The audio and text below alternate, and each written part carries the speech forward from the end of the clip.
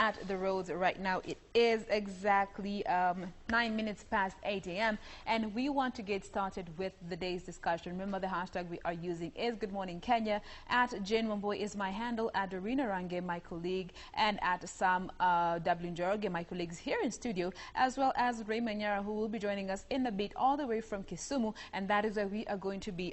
She will be doing our interview today in regards to KBC Kids Talk. The hashtag KBC Kids Talk will be happening today all the way from Kisumu, and today's topic of discussion is in regards to child labor. Where do we draw the line between teaching our children life skills as they help out with the family, especially during this time, and when does it resort to child labor? That is the answer, the question whose answer we are going to be seeking with Regina Manyara all the way from Kisumu. Ray, take it away.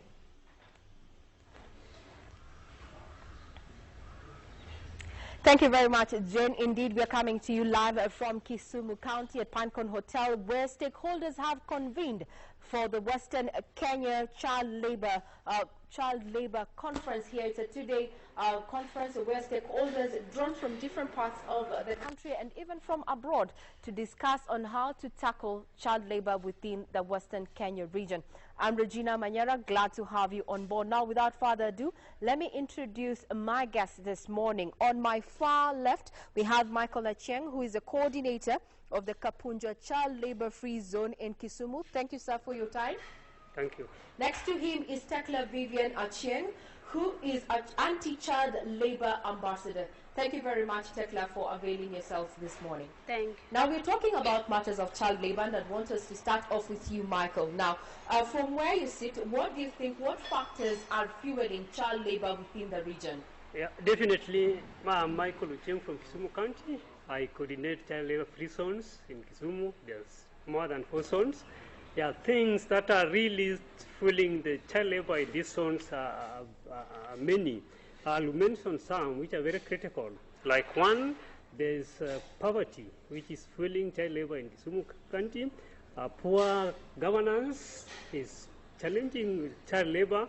There is also loose community structures that are also fueling this. Cultural norms and beliefs that vary from one community to another is also fueling child labor in this home. While there are also some other things that are fueling these things, like ignorance of community about child labor. Now, what does child labor, when you say you are the coordinator of Kapunja Child Labor Free Zone, what does a child labor free zone actually mean? Child labor free zones is a zone whereby every child is accounted for and every child is in school. It's a zone where every child is in school, regardless of the background. He or he must be in school and any level of school, and where every child is accounted for and the community are aware where that child is and probably is in school. That is what we mean by child labor free zones. So how do you ensure that all these children within your area of jurisdiction are accounted for? In the zones that I'm coordinating, we have committees that are walking up and down and they're spread in the villages to ensure that every village the children are going to school. There's this sensitization and mobilization that these committees are doing in those villages to ensure that these children are going to school. And as well, these committees address issues that can make a child to drop out of school. For example, when there's cases of child-headed homes, when there's a child coming from a poor background, when there's ignorance, when there's that poor governance and leadership. So this committee try to mobilize the community to ensure that these things are addressed to make the child go back to school. This is how we are approaching it. So this intervention, we are doing it in our child labor zones. Yeah. Now, Tekla, you are an anti-child labor ambassador. How about you just tell us how your ordeal and your experience has been? And now we understand that you are in school after working for some time to ensure that, you get to school and also support your family. Okay, as all of you have heard, my name is Tekla. I'm a student and I'm really working hard in school. So my story is this. When I was born, my parents were together, but there 2005, my parent got divorced, and through that divorcing, I was able to move from my parents' house to my aunt's house. I was left with my dad, and my dad is a very irresponsible parent, irresponsible parent. And to my aunt's house, my aunt is a very poor mother. So I went there when I have finished my class 8 school, so I joined Form 1, although I had a marks above day school, but due to poverty, I moved to a day school.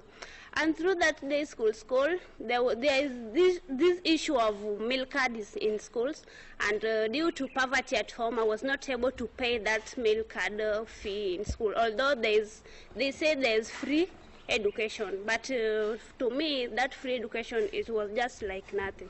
So in school, I didn't have that lunch, and back at home, there is no food for supper because my aunt is very poor. So I did this for all of Form 1. I was just like that, no eating in school, no eating at home, but I was performing a bit good in school. Due to this, when I was supposed to move to Form 2, life became very, very difficult, so I was not able to do anything. So in Form 2 there, I was not able to join. I had a friend of mine, and their family is a bit rich, so I had to move from my house to where my friends live. And there, I used to work for people, clean for people their clothes, bring for them water, not remembering when, not knowing that I'm supposed to go to school. Because even if I go to school, there is no lunch for me, there is no food at home. So I just worked to have this little money. So through this, I worked for I dropped out of school in Form 2. So due to this, I was earning some little money. We spent it with my aunt. Life continues like that for almost 1 year. So the Form 2, my classmates moved to Form 3, but me, I didn't. All of that year, I was just at home. So this Kaponja Free Zone Child Labor, they have a committee, and this committee people, they work from door to door in our village to search for children which are not going to school, to take them back to school. And while they were working, I found Mike, who worked, and found me working at a certain place. That time I was washing for a mother, her clothes. A mother, her clothes.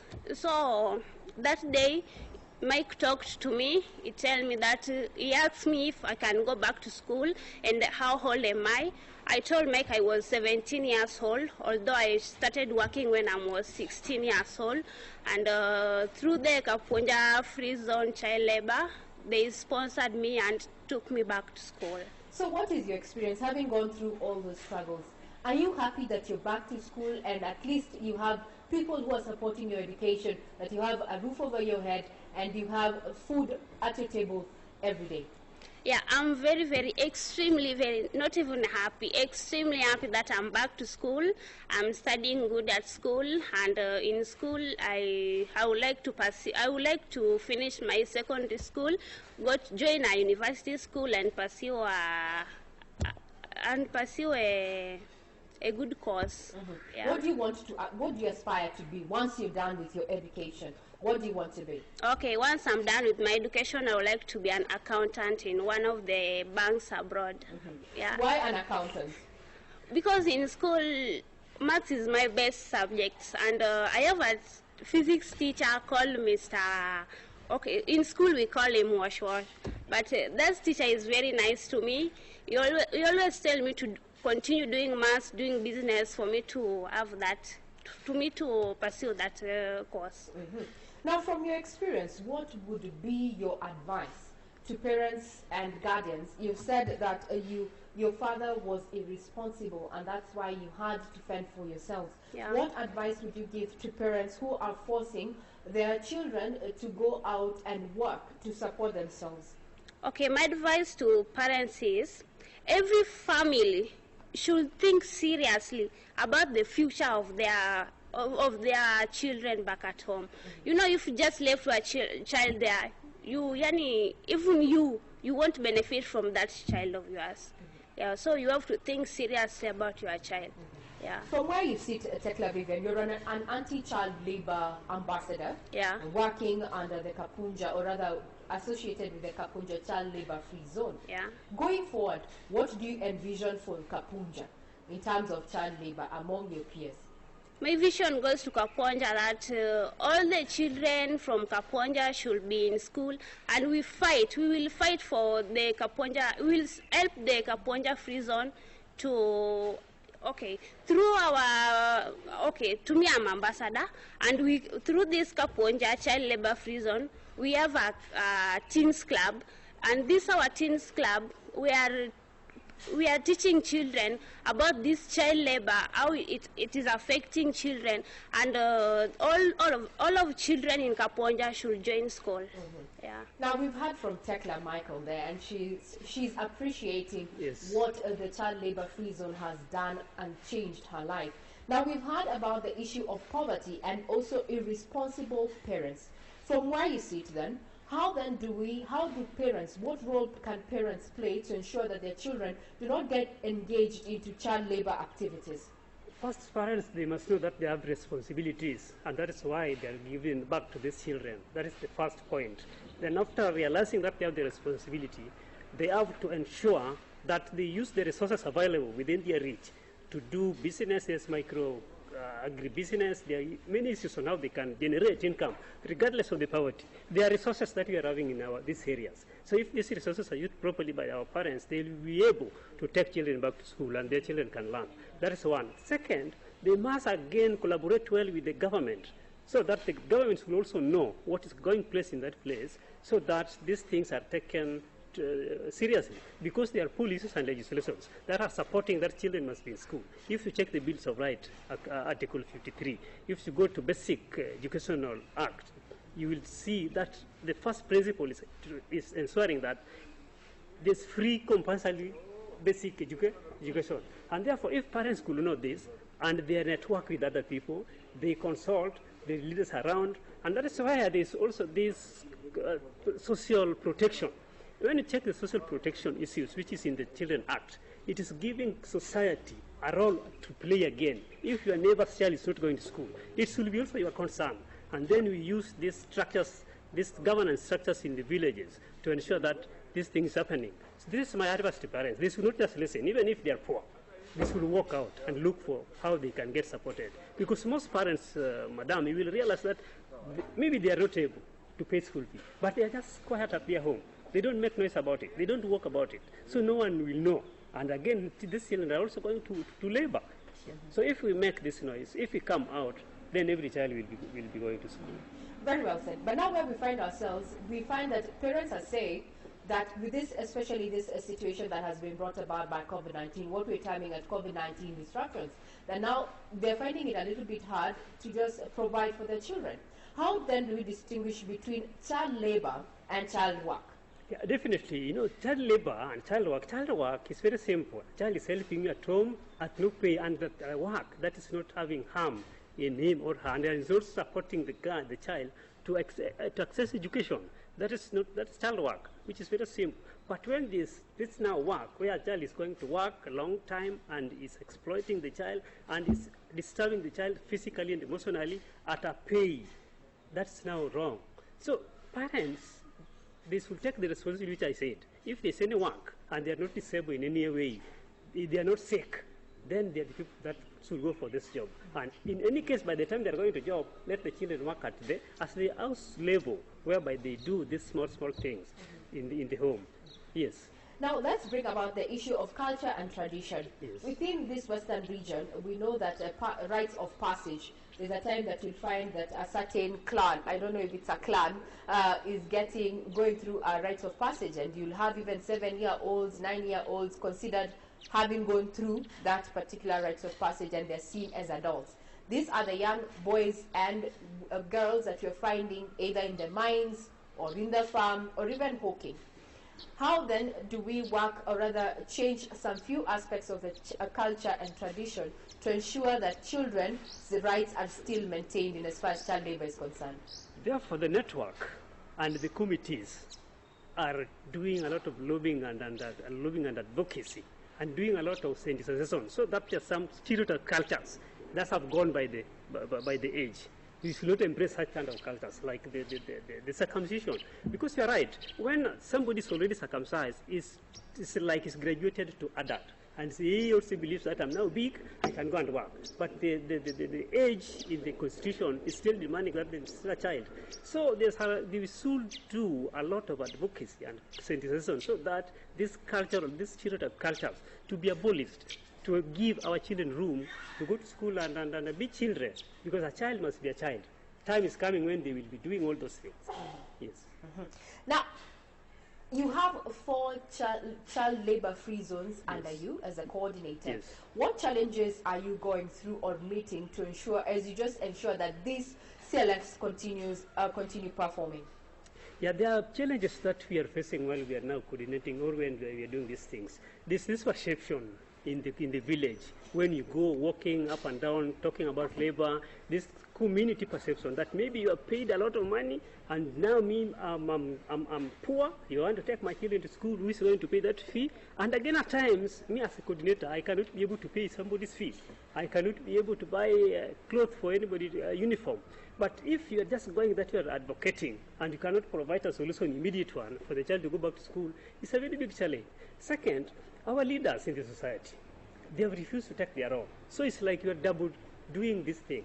You are taking the role of the leaders and you are also doing your role as a supplementer of the government policy.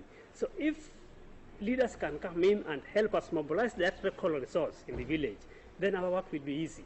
Yeah, but they are not doing it. We see we elected leaders, there's the MCA in some areas, they even don't know that there's child labor in the village. When you see them in public participation, when you see them when they're talking, they don't have any manifesto talking about child labor as their individual labor as MCAs and other leaders. So these are the challenges. Come to religion, come to other structures, even some provincial administration. Let me interject to that. Now that you've mentioned the religious sector, from where you sit, then what role can the religious leaders play to ensure that we eradicate child labor? Yeah, this will also know that taking people to heaven is also helping somebody to be grateful. Not only spiritual, that you are preaching Bible alone.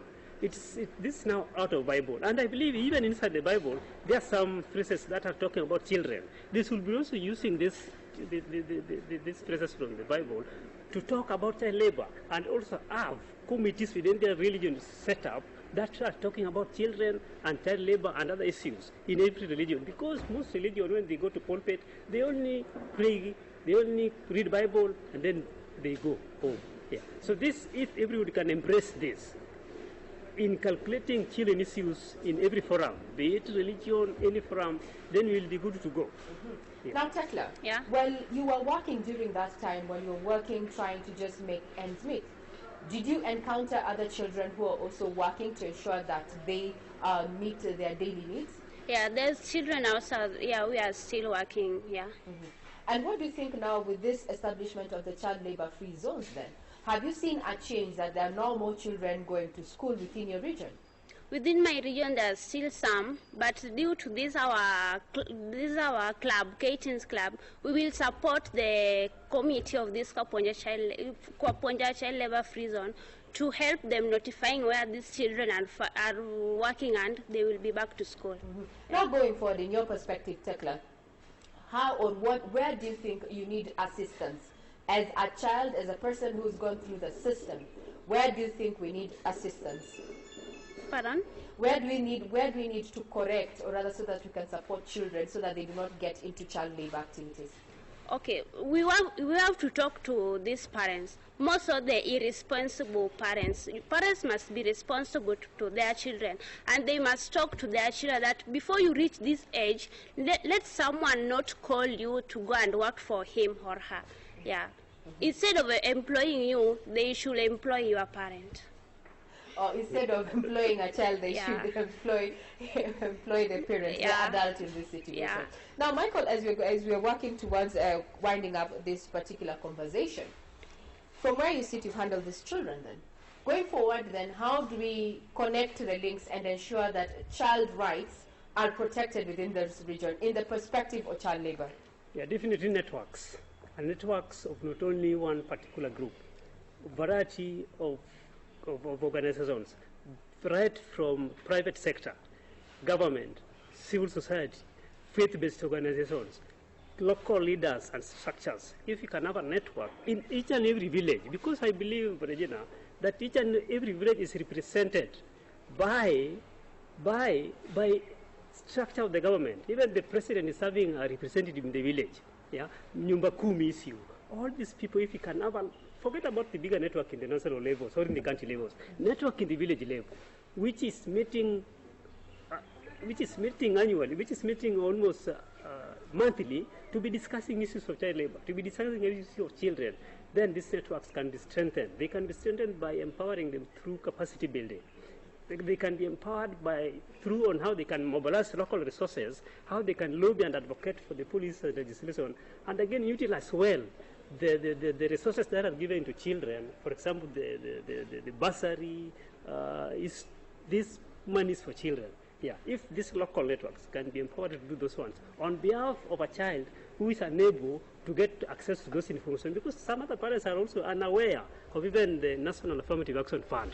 They are unaware of some other small fund that should be coming to the children. So if this sensitization is done and these networks are strengthened in the village level, I mean, exercising a network in the village level, we will be solving this, because it's that grassroots where these children are.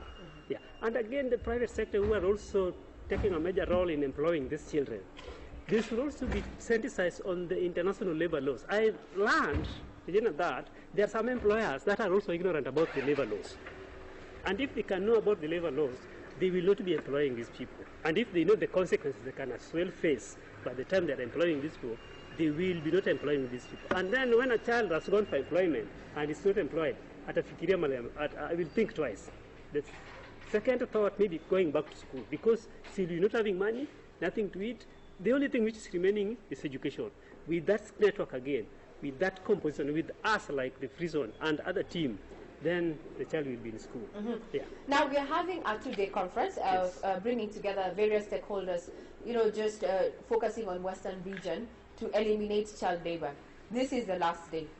Objectives that you'd want to be met during this conference? Yeah, definitely, I believe that in the next 2 to 3 years, these zones will be declared zero child labor zones. And this will be only realized if what we have said is taken into action, and again with proper monitoring. We should know where we are now. By the time we are starting the child labor free zones, there were children abundantly, and you can even see them working and working joyfully. But when we came, we reduced it. Even though they are working now, but if you're not keen, you will think that there's no child labor. So after this conference, we believe in the next 2 to 3 years, because we know where we are now. When you come back again, these zones will be zero child labor zones. Yeah, because there's a lot of sensation going on, there's a lot of energy coming in, people that are willing to support, and even individuals. In the villages, there are also rich people. Yeah, we want to smoke them out, so that they start helping us addressing these people, because they are the people who are also employing these people. I had an experience with a rich person whose home was perimeterally built, and in the home, a girl was seriously suffering. No one could see. Yes. And it's getting out with this vehicle coming in the evening daily, but in the home, a serious girl is suffering. Okay. So these people, we should also get them out to start realizing this, then they support us. Because again, Regina, a society which cannot invest in children, that is a dead society. Indeed. Thank you very much. This has been our guest this morning, Tekla Vivian, who is an anti-child labor ambassador within Kisumu, saying that you and I should stop employing underage children and instead go for the adults to eradicate child labor. Michael Echeng, who is the coordinator of Kapunja Child Labor Free Zone in Kisumu, challenging you and I to focus on this issue of child labor and view it as a communal endeavor, an initiative that we all need to get on board on. I'm Regina Manyara, live from Kisumu County, Pancon Hotel, where we are having this conference, bringing together Western Kenya region stakeholders in as far as child labor conference is concerned. It culminates today, and the objective is to have zero child labor within the region. Back to you, Broadcasting House.